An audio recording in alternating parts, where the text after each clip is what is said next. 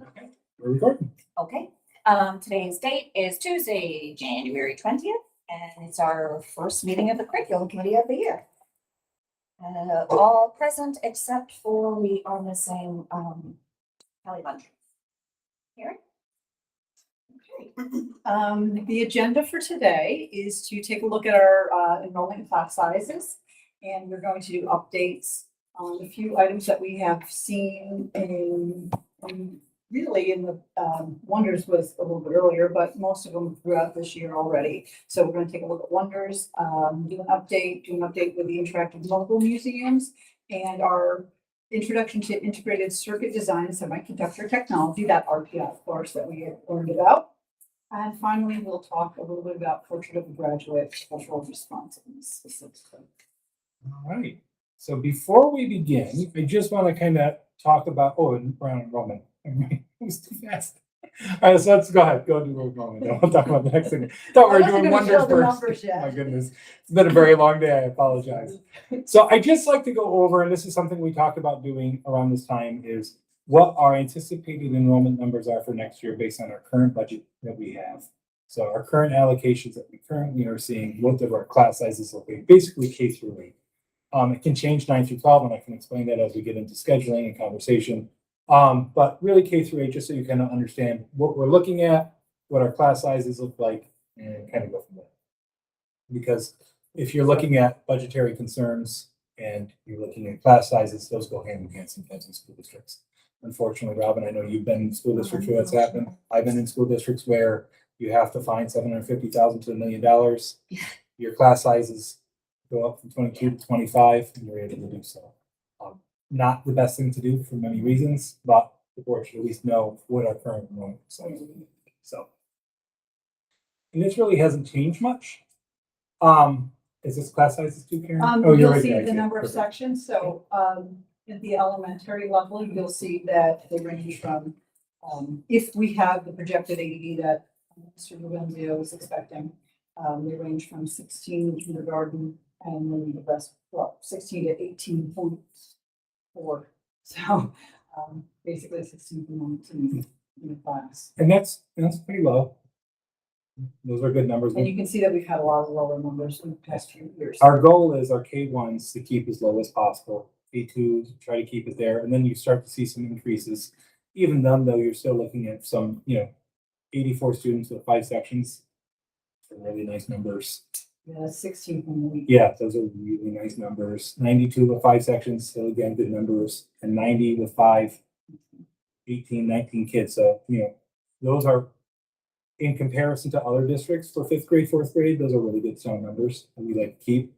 When we get into 6th and 7th grade, again, when that higher numbers we have, it becomes a little bit more restrictive depending on how many staff we have. So, but again, 5 sections is 25 kids, or about 22 kids in class. Yeah, this is, 103 is the only one that's the largest there with 20 kids. And because and in the high school, if you think about the core classes in 9 and 10, they're still looking at 5 sections there. Or things like ULA, science. So we typically keep it 5 for all of our cores as much as possible. And then when you start to diverge, so 8th grade gets a little bit more difficult because you have the algebra, you have earth science, so it changes a little bit on our numbers depending on how many students are in it. So we still try to balance those. And we balance all the time. Each year we try to balance our schedule as we run our numbers for high school. But this is really it. I kind of wanted to share it, give you kind of perspective of where we stand. I know it's a board priority to keep our enrollment, our class sizes down low. So that's where we've stayed. For the secondary level, grades 6 through 12, you had mentioned core classes. What do you consider core classes? So, don't know me when I say that world languages. No, but it is a core because we have to. But we look at our math, English, science, and social studies because we have 1 teacher per grade level for that. When it comes down to Spanish, we have 1 teacher for 7th grade. We only have 2.5. Yeah, so it kind of splits because it's 3 teachers for grade 7 through 12. So we have to, it can't always be the same because we only have 3 for that. We have, for math, we have one per grade level. So it's math, science, social studies, and English. It's always 5. That was what I Yeah. should have referred to as saying core. Yeah. So it's not the same at person. No, so that's what we try to do. For Okay. yeah, core is math, English, science, and social studies. Always, we try to keep those at the 5 sections. So it's similar to the elementary school with those numbers. Yeah. When it gets into secondary, it changes a little bit, like 9th grade, 10th grade, because those teachers might teach algebra 1, Yeah. then algebra 1A, and, Overlaps, yeah. and there's some extensions, so you can't always say it's going to be 5 sections. Mhm. And then we also kind of base off of assessment levels of Yes. students too, so that kind of changes. So it gets a little bit more difficult grades 9 through 12. And those reports are a little bit more complicated. Yeah, Does that make sense? it does. Yeah, because some places they don't do what we do with English, science, and social studies and English. Yeah, They change it up a little bit. Yeah.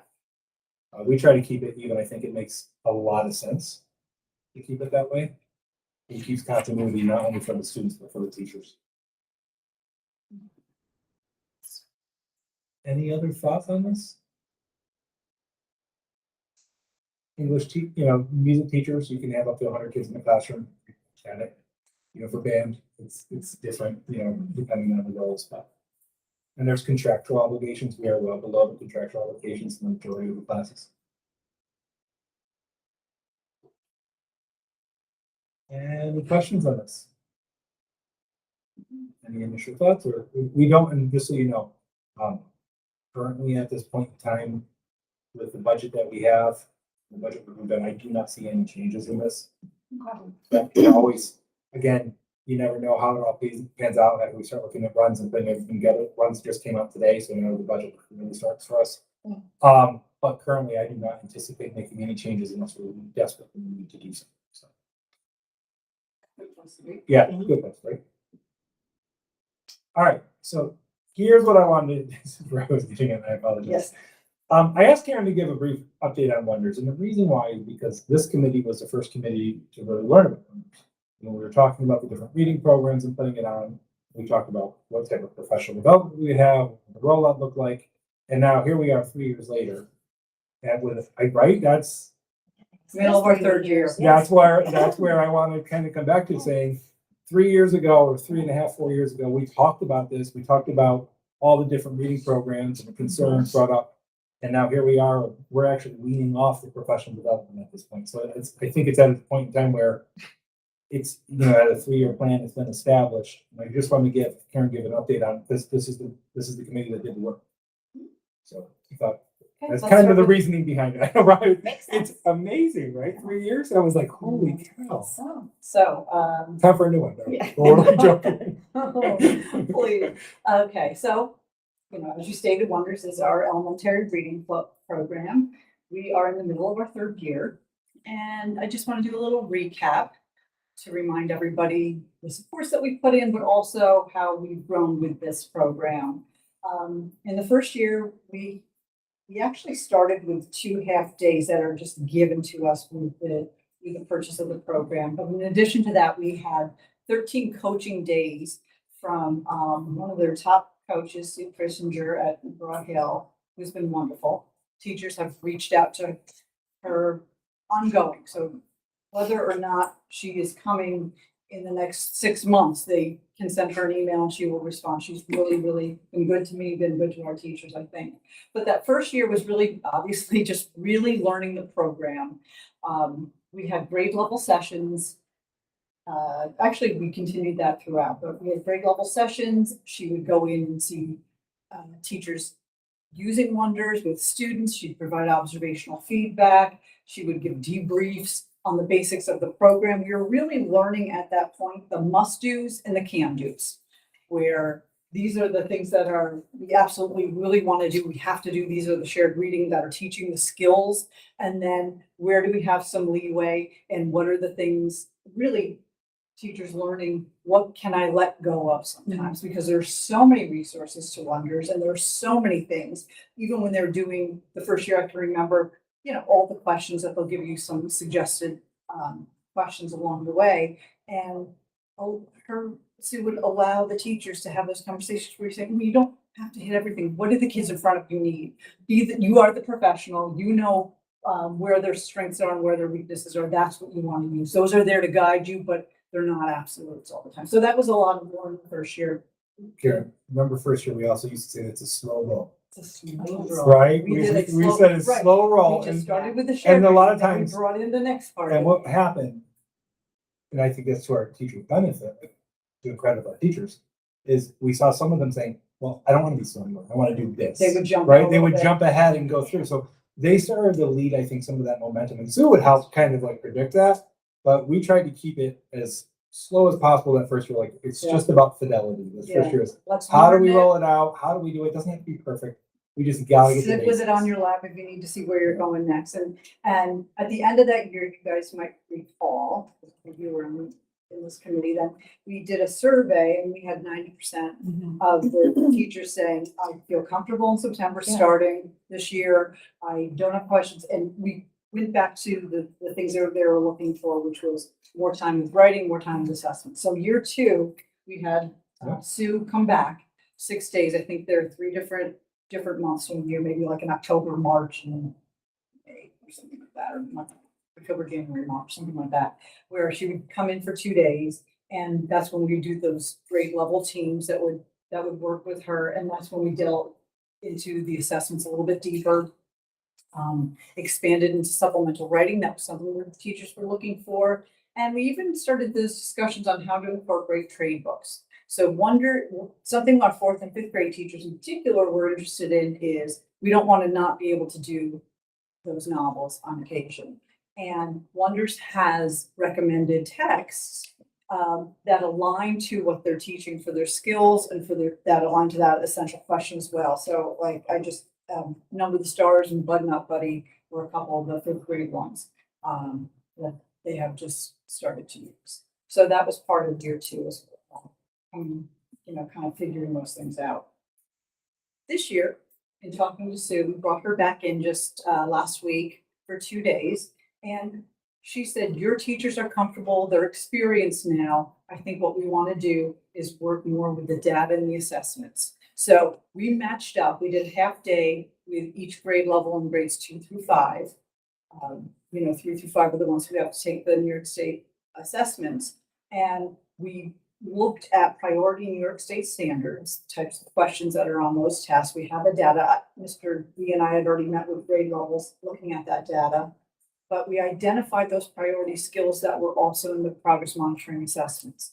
And this is going to be able to be used, and some teachers have already been doing it, but we've made them more efficient and targeted because the assessments are pretty long. And so we narrowed it down from 10 questions down to maybe 5, sometimes 6, sometimes 4. So that teachers will have in the moment assessments that provide feedback on those skills that they're working on. Things like identifying theme or finding quotes that support the theme or the text or the claim. Those things that kind of look like what we're doing. And that gets spiraled for years in New York State. The prioritized standard is super important because that's where they scaffold and compound on each other year after year after year. So if the district has aligned priority standards K-12, and you're focusing on those priority standards, that allows for those students to really like build on those skills from year after year. So that's why keeping that focus is so important. So I also wanted to share our results from this year. We had, I'm not sure, I know we talked about 23 and 24 the first time we got the results last year, but 2023 was the year of the latest incarnation of the ELA assessment. So when they last changed it, it started in 2023. And then 2024 and 2025 are the 2 years that we have with that we've started using Wonders. So you can see both cohort and grade level. Looks like there's been some nice movement and increases. So right now, this is where we are, and we're happy to see that. Any questions?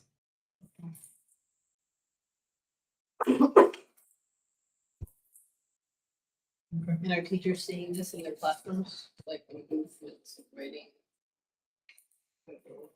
Thinking, I have not surveyed teachers on that, I'm gonna be absolutely honest, but I know that as we're talking about these things, people seem to be. Here's what I don't hear. I don't hear people saying, I don't like this program. Right? Like, I think people are finding that, again, anecdotally. Right. Right? But typically you would hear the concerns. Mhm. I'm not hearing it. I'm not hearing That's this is, oh, the kids aren't doing this or they're not doing this. They're using this program, they're building on this program. People, I think this has been the way to go. And it hits, the science-based reading idea. I think the one thing that I'm been very impressed with the team, with everybody, the shared decision-making team that helps support this, the people down there that implemented it, is that they're using this, but they're also looking at how do I look at the 5 pillars of reading? How do I build them together? So this is just a lot of consistency and continuity across grade level, like going, K through 5, and also amongst grade level. So grade 4 is all doing that. So then they can really start differentiating and seeing where those low level kids are for the whole grade, not just based on teaching. Right. Right, and that's where this is gonna help really identify us and be able to help our AIS or MTSS programs, that all that structure. Because all that kind of builds. consistency has been done with, which we did Yeah. not have before, as you recall, Yeah, we've so had it all helps to be able to say, where are our low level learners, where are our mid level learners, where are our high level learners, and how do we differentiate to meet all the needs? So this is something that yeah. Mobile Museum of Tolerance. We talked about this, I think, in November. And we decided at this committee that let's hand this over to our department chairs and leaders to take a look at. Do you want me to go to the link? Or just- Yeah, go ahead. Oh, no, they've already looked at it. Yeah, you- And Matt's actually brought one that brought it to us. Yeah. It was already. Oh, argument, sorry. I'm afraid to try to get out and get back in is my concern. In doing so, we had a collaboration between social studies and English. And they decided that they wanted to do the Anne Frank tolerance piece. I forgot what it's called now. I should have written it down. Apologies. But so Ms. Young, our department leader for social studies, reached out, and it seems that they're all booked this year. So we are on a waiting list in case something does become available. And we're looking towards what can we set up? Can we set this up for next year? So our 8th grade will be looking to do this. And so we don't have. Yeah. The world currently. Do we know sort of where on the wait list we are? Like maybe they'll make it here next year, maybe not.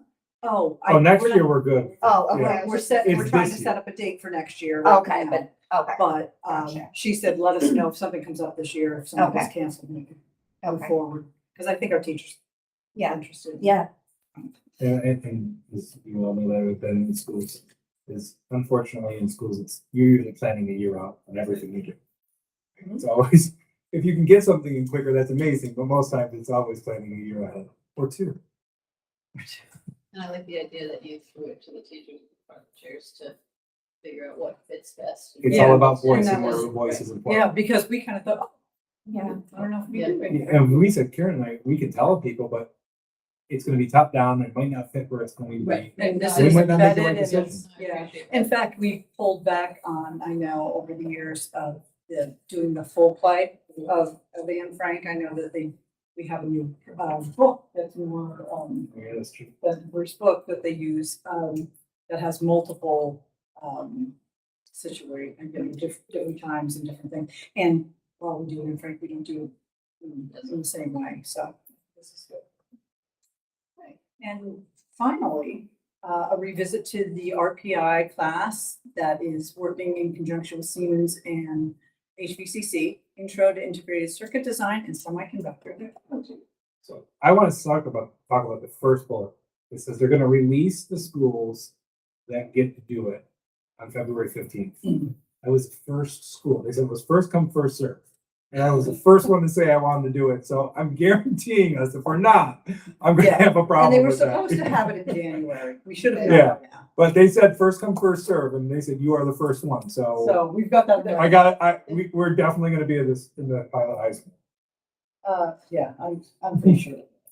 And they seemed eager to have Yeah. anybody who's interested, but the next steps would be they want us to identify a teacher for the class by April 1st. We have already done that.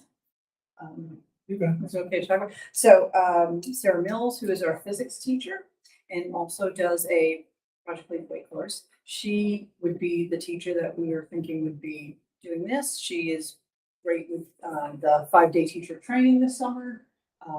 And she's excited about the opportunity And have room within the schedule. and has room in the schedule to be able to do it, which is perfect. Yep. On May 1st, they'll be giving us a more defined supplies list. And we'll be able to check to see what we already have. They suspect that districts will have some of the supplies already. So that's on us, whatever. But that's So on it's estimated cost of 5,000. Now, there's gonna be some larger scale things that the districts will not be able to purchase. So we're looking at sharing through Hudson Valley, joint sharing through the other school districts that are a part of that, and getting grants through this consortium to be able to maybe then share those materials. So the one thing that everybody needs to know is we're making this up as we go. So the schools that are in here, RPI, everybody who's a part of this, this is all new territory. And So they are calling it pilot. yes, it is a pilot for a reason. So some of these larger scale equipment we will not have to purchase, like, there's some really fancy terms Yeah. that we're using, I can't even remember. We're gonna borrow those from other places, but roughly it's about $5,000 for the equipment, which is pretty normal for a science lab. And So brand I'm new. not seeing that being a big issue. So I think it's exciting, the semiconductor, because Mike Ron just signed down outside Syracuse. Yeah, it's huge. Huge. It's huge. So And and I you think think about the very job positive pipeline, economic- Yeah, well, that's what right? I'm saying. This is great. Right. This is, yeah, this could be really, You might really be able to great. hit them up for a grant once they. Well, that's what we've all. How will enrollment, will only be open to seniors? Is it gonna be first come, first served? Is it gonna be? So the class itself, graded? so the class itself, they're saying that it's geared towards juniors and seniors. Okay. Because you gotta have some prerequisites in there with math and other components. So when we went to it, it was juniors and seniors that were in. What we're gonna do is, I believe it's in the curriculum guide, Mhm. correct? So we'll go into the curriculum guide, students will then get a listing of it, they'll have to choose. So students will have to say, I'd like to be enrolled in this program and be able to do it. And then we're gonna have to figure out how many students want to be a part of it to see if where that section will fit. Then with scheduling components, we'll have to figure out how many can go. So if we have 20 kids and it's 11th and 12th graders, great. It's easy, we can fit 20 kids in the class. They all get in, but then we have to do the schedule. The schedule might then end up having issues where we can't fit all 20 in. So that's where it's gonna get different. If there's a larger amount of kids, and let's say there's 40 kids at one, well, then we're gonna have to go senior to junior. Right, because you pick your upperclassmen won't have the opportunity to do it next year, and it'll give them an experience. And this is kind of a science class or technology. Karen? They were still working on that. In fact, that was one of my Yeah, questions. that was one of the What's questions the that I state still haven't code going figured to be? But they do, I think they were leaning science. They were leaning science. That makes it easier for kids as Yeah. far as the scheduling. I would think. A lot of our juniors and seniors, we have a little bit of flexibility within their schedules, especially our seniors. So Yeah. this is also a nice selective that kids can play into as well. And Go ahead. I'm is this a sorry. full year course or is it like an elective? So we- It's a full Well, year. okay, that's what I thought. It is a full year. The As far as curriculum, we know at the moment. Yeah, Again, this I is thought- like, this is, Brand new. they, it's like never been done before. and they haven't Which I finished think is it. awesome that Yeah. we're a part of this. Yeah, they have not finished the curriculum, but the curriculum is free. It would be, just as a reminder, it's rigorous and relevant, it's cooperative, it's project-based. The RPI and Siemens secured the assistance of Dick Blaze and Tom White to develop the They are the curriculum. ones that They're the created former the project. Shen people, teachers who were the founders of Project Lead the Way. So I do expect that it's gonna have that, project-based feel to it. I don't think there's anything else. Hudson Valley has a course. That was the other thing that we're still looking into. They have a course. This is more like a prerequisite to that course. And it really helps with students understanding all the different levels of it. We're trying to decide if we can also get this as college bearing credit. So that's another one that's out there, and Hudson Valley has not gotten back to us yet on that, but the goal is to say, well, this is great. We can also get college credit at the same time to Hudson Valley. since they're already offering that type of program. So they're trying to work that out on their end. I was thinking that was gonna be the second year. Did you get the feel? We're that it still, would be we're still regular? trying, well, Okay. everybody's still pushing for first year. If we're putting in the time and the effort, Yeah, yeah. and we're doing it, let's push. Yeah. Worst we Because can they do is did no. kind of give us the Maybe. promise of, in the past, sometimes HVCC would say, you didn't have your master's in X, you had it in Z, so we're not gonna let you give those kids Yeah, credit. it's the teacher component in order to get, so, For another, like if you have a. so like a college and high school education course, you on have to English. apply to do it, and then the teacher has to go through it. So let's say you're teaching journalism, but the teacher's never done journalist work or doesn't have it, they would say, They would so say, they you have a have, master's because they still have education to on meet English. their requirements. But this This is all gentleman training. promised us that you go through our teacher training, that's not gonna be a problem for you. So that was good. So we're hoping this is, July 13th to the 17th will be the training day thing. and my thought process is, if we get 10 kids, it'd be great. If we get 6 kids, I think we have to put in the time and effort to see this program grow. And, you know, so I'm willing to run this program with 5 kids in it. Just because I think, you know, this is the It could be beginning of exciting. something that could be really, really strong. It could really take off. Sweet, and then move on to the next one for everybody to see the slide of that they shared with us, so you can see. That's when we don't have my phone. Sorry about that. Any follow-up questions? That we haven't. Great. Yeah, it's exciting. Exciting. All right. Portrait of a graduate. Should have graduate. So I will say this, and somebody will always ask it, so I'm always going to give you the answer now. So what exactly are we doing with portrait of a graduate? And the answer is, I'm not sure, really not sure yet, right? This is the talking phase, right? So let's remember that as we're going through it is, but there are things that we do know, right? And so the things that we do know are really relevant. And that's the one that we're going to talk about today. So Great, yeah, my phrase that I take from state ed is additional guidance is still forthcoming. yes.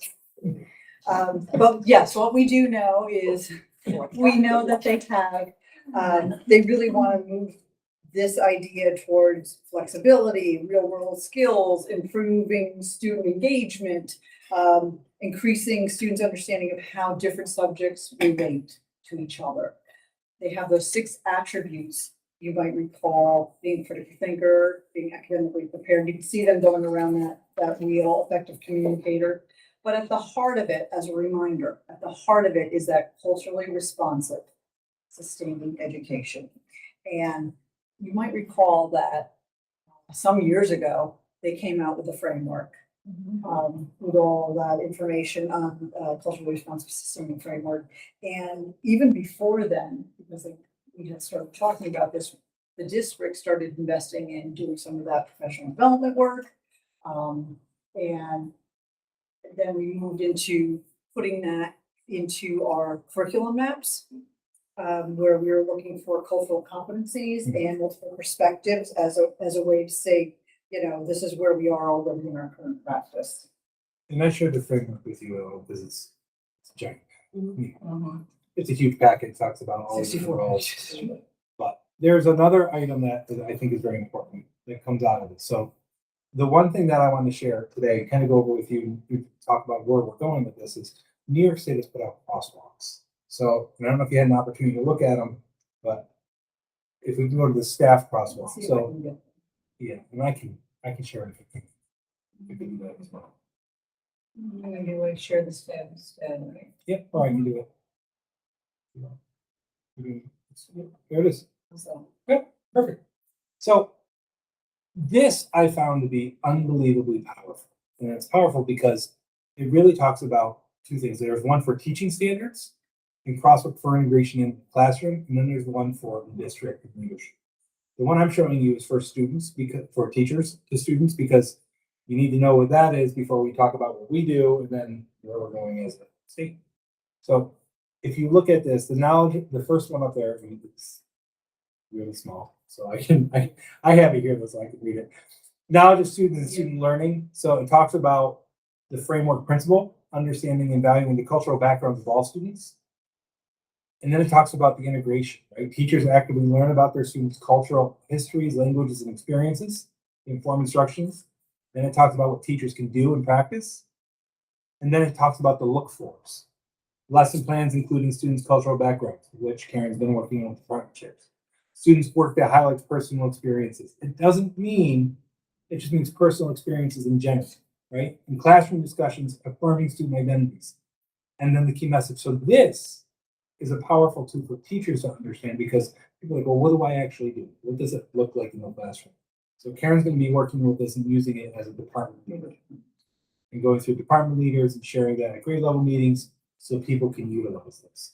But I found this tool to be very powerful because it's like the first thing you actually look and go, oh, now I understand. Now I know what they want. And I guess, I did look at this today, and my thoughts were, like, who's the gatekeeper?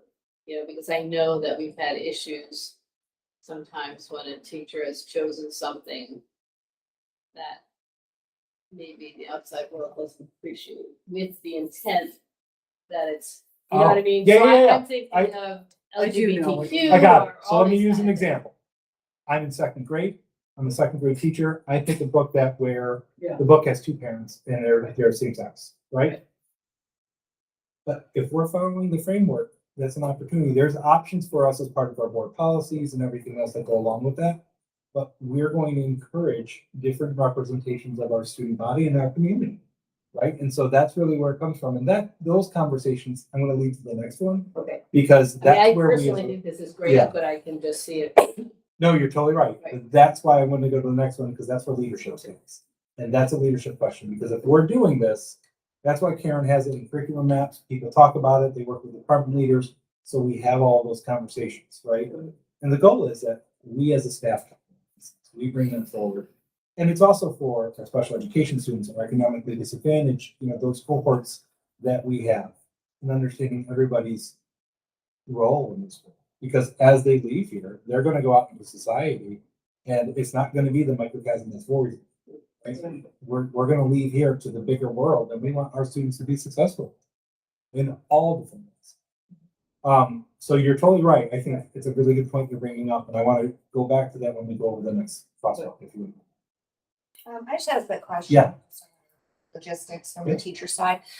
Will teachers need to like redo their curriculum maps to show this? So a couple of years ago, we started putting that into the curriculum maps, cultural perspectives and a little bit easier for, say, English to do the content piece, right? Where you can say, I have a story about XYZ and that provides a set another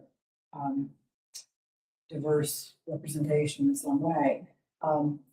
It was harder depending on what the subject was, but just as the first look makes you aware of, okay, this is what I'm already doing. And I think that helps build that conversation. So probably returning to that map, but I don't think that they're going to put in something as specific as knowledge of students and learning. I mean, that's a Danielson piece, really. You know your students. That's always been good practice. I know them, so I'm bringing that in. I know they, you struggle reading, but you love baseball, so I'm going to give you that. Okay. That kind of. And some of this is just good teaching.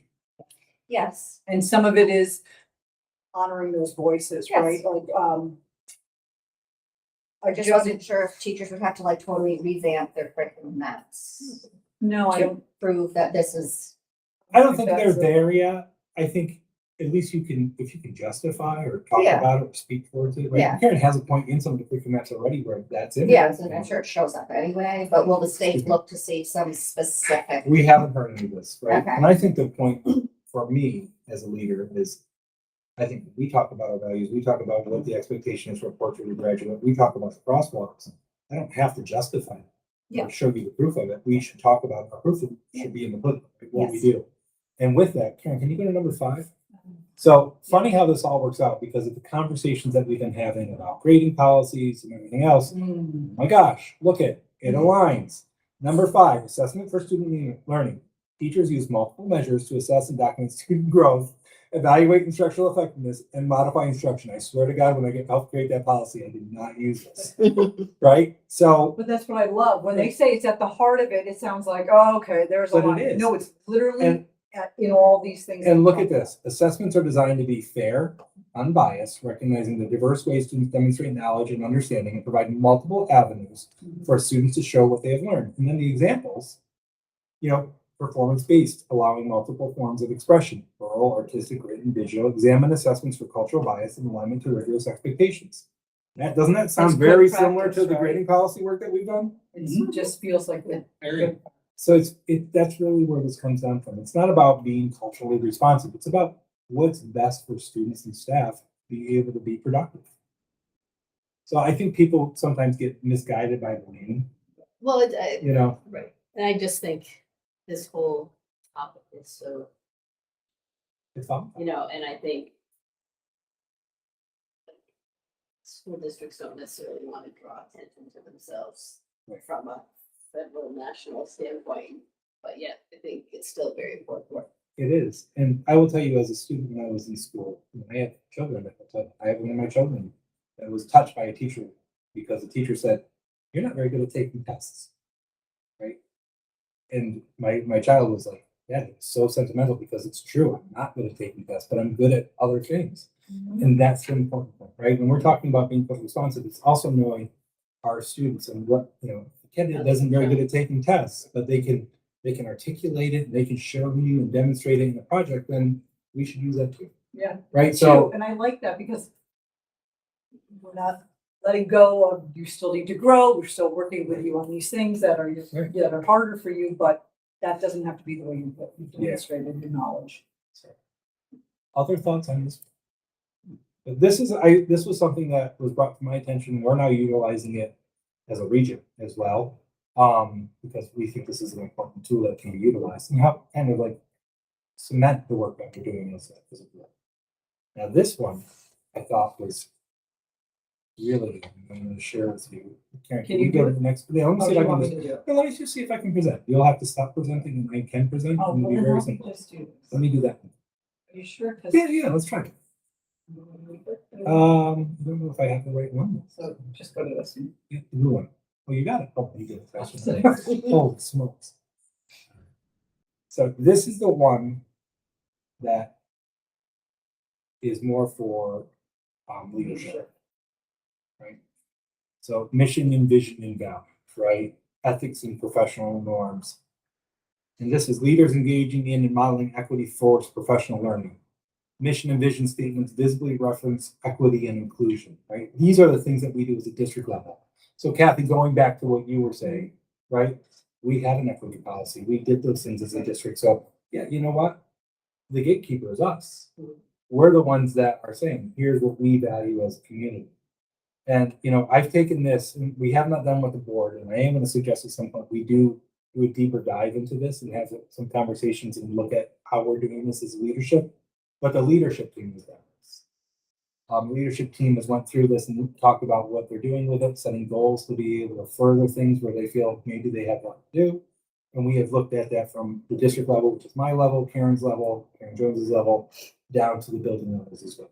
So we're using this tool just like we want the staff to utilize the other tool. So, and if you look at number 3, equity and culturally responsive practices. Leaders ensure curriculum reflects multiple perspectives, instruction is culturally responsive, and assessments honor multiple pathways. So right there, Kathy, right? Like, those are the gatekeepers. That's our job to make sure it's there. And then right there, curriculum maps including diverse authors, histories, and cultural contributions, which we're already seeing that.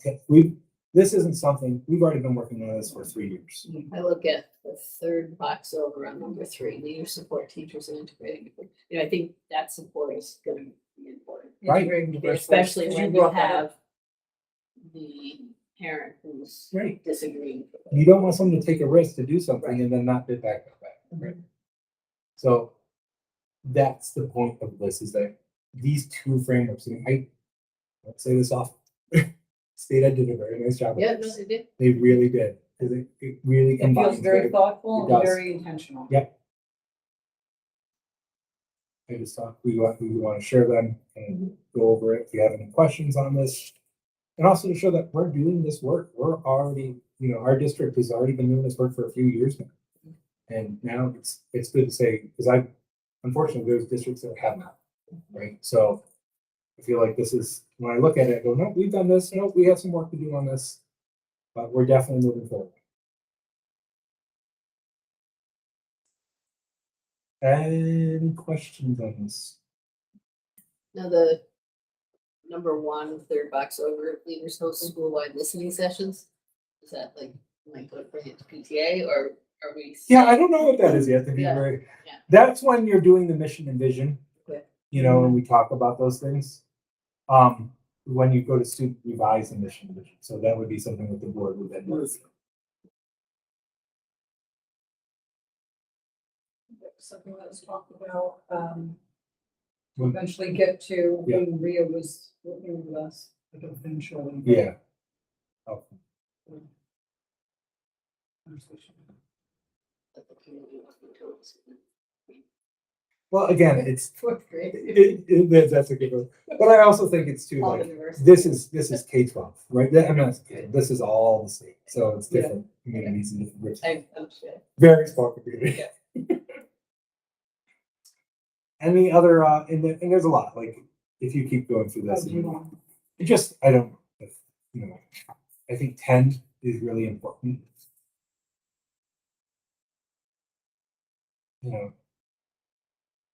Leaders use data and feedback to identify inequities, monitor progress, and engage cycles. Right. It's not a one and done. This isn't going away. This isn't one thing that we talk about and not continue to do. We've done trainings on poverty. We've done, and we did a year-long training on poverty with 3 different sessions. So we continually do this work, and each year it's going to come, right? The Kelly Brock work we're doing now, tier 1 interventions, right? And this tier 1 work aligns perfectly with this. So it all kind of combines together with all the work with the grading policy we're working on, the tier 1 group, the MTSS work that we're working on. It's not fragmented. Yeah. Should feel so. It all combines together. It's taken us a while to finally see the picture, but it's there. Any questions? How was the staff feedback on the grade policy? So far, again, I think we've done a nice job getting a lot of voices, and I think the conversations we've had have been good. We're going to talk to the district advisory committee on Thursday about actually rolling out the regulations next. And again, the way that I've been doing this work is getting the voice and input of the staff first across the board. How do we do this? What's it look like? So the next step is, okay, the policy's been good. I think people see it, they understand it, they know. I think the majority of people think it's needed, right? From what I could tell from the conversations we had here, Matt, agree or yeah, we definitely have consensus.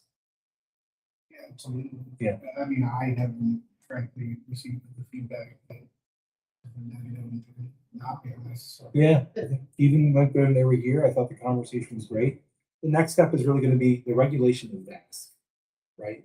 And there's a lot to a regulation. So really what it comes down to is how do I as a district help support that in a very targeted way? So we are productive in our conversations. We don't get sidetracked on our conversations. And that's what the district advisory committee has to work on is I shared the regulation and drafted it before with them. I'm going to share it again. And then we're going to talk about how do we disseminate it and then how do we target? How do we target those conversations? So because it's huge, right? It's like 50 pages. How do we target that so we get real good work done over a period of 3 months? I think that's going to be the next craft that we have to. I can just give it to everybody and then let everybody run rampant, but then I don't think that's the best decision because there'll be negatives, you'll have assumptions made, and then it just won't. That's a good question.